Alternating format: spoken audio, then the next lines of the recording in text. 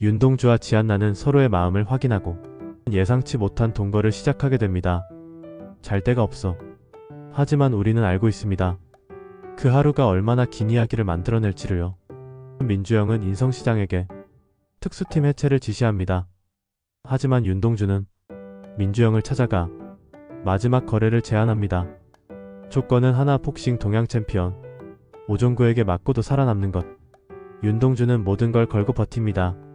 쓰러지면 다시 일어나고 온몸을 다해 맞으면서도 절대 무너지지 않았습니다. 그 결과 특수팀 해체는 일시보류, 윤동주는 정직 처분을 받습니다. 특수팀은 민주영이 찾지 못한 하얀가루가 들어있는 컨테이너를 찾았습니다. 하지만 컨테이너를 옮기는 이동 경로가 유출되어서 민주영 일당에게 습격을 당하게 됩니다. 지안나와 김종현은 끝까지 버텼지만 터널은 피로 물듭니다. 윤동주와 고만식이 도착했을 땐 이미 모든 게 늦어버렸습니다. 김종현은 피투성이가 된 채 쓰러져 있었고 지안나는 하얀가루와 함께 사라졌습니다. 윤동주는 피범벅이 된 얼굴로 인성시 밤거리를 헤맵니다. 지안나의 흔적을 찾기 위해 지안나는 어두운 컨테이너 안에서 눈을 뜹니다. 그녀는 양팔이 결박된 채 낡은 철제 의자에 묶여 있습니다. 민주영은 컨테이너를 선박에 싣고 어두운 바닷가에 정박해 있습니다. 그리고 CCTV에 비친 지안나를 지켜보며 속삭입니다. 지금쯤이면 혼란이 시작됐겠군. 민주영의 곁엔 마기 레오 그리고 백석춘이 있습니다. 레오와 백석춘은 잊어버렸던 하얀가루를 찾고 기뻐하지만 마기는 얼굴이 어둡습니다.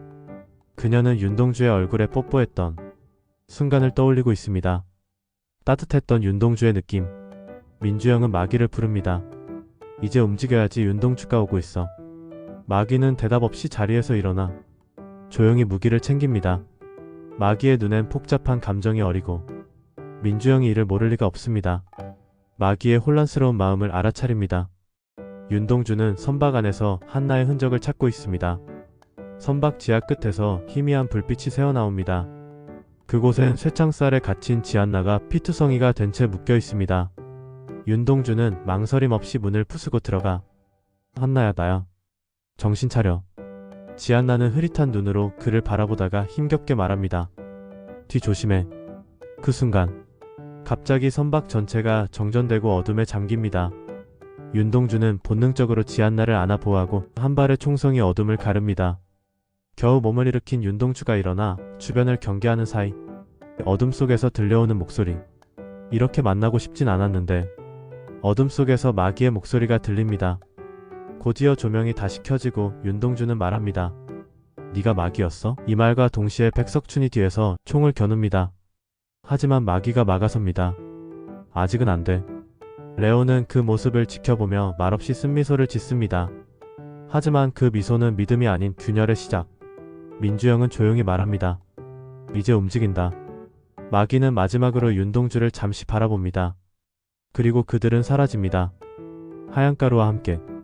구독과 좋아요는 박보검을 웃게 합니다. 밖엔 특수팀의 지원 차량이 도착합니다.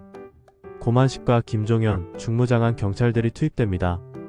하지만 이미 민주영 일당은 사라졌고 지안나는 병원으로 이송되었고 윤동주는 조용히 혼잣말을 남깁니다. 마기 뭐지? 그의 눈빛은 복잡합니다. 믿음, 의심 그리고 의문. 한편 어둠 속 마기는 홀로 앉아 윤동주의 시집을 바라보며 중얼거립니다. 난 따스함이 무서워. 그녀의 알 수 없는 표정이 아련하게 아픕니다. 교도소 접견실. 회색 벽에 둘러싸인 공간, 유리창 너머 $5라 불리는 남자가 앉아있고 민주영은 90도로 인사를 합니다. $5의 무표정한 얼굴 속에선 옛 인성시의 왕으로 군림하던 위엄이 흐릅니다. 민주영도 앉습니다. 그리고 차분한 어조로 말합니다. 형님, 이제 때가 되었습니다. $5는 말이 없습니다. 30년 전 인성시의 지하경제를 쥐락펴락하던 전설적인 초폭 $5. 그 아래에는 수많은 부하가 있었지만 유독 눈이 매섭게 생긴 조직원 한 명이 있었습니다.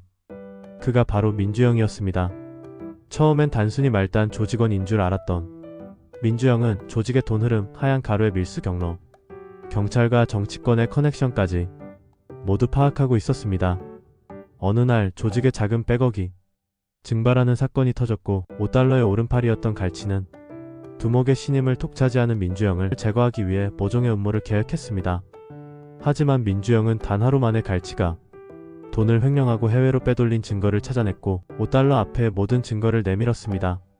정리는 제가 하겠습니다. 그날 이후 5달러는 민주영을 말 잘 듣는 도구가 아니라 스스로 생각하는 칼로 보기 시작했습니다. 신뢰는 그때부터 시작된 것입니다. 형님이 저를 키웠습니다. 이젠 형님의 이름을 제가 지키겠습니다. 5달러는 교도소로 들어가기 전 유일하게 민주영에게 조직의 핵심 연결고리와 비밀 계좌번호가 담긴 코드를 알려줬습니다. 5달러가 교도소에 들어간 것은 인성씨를 배후에서 조종하던 고위공직자 정무실장 장태성이 뇌물 사건이 터졌을 때였습니다. 장태성은 5달러에게서 수년간 정기적으로 뇌물을 받아온 인물이었지만 검찰 수사 선상에 오르자 자신의 비리 기록과 자금 흐름을 조작해 모든 죄를 5달러에게 덮어씌웠습니다.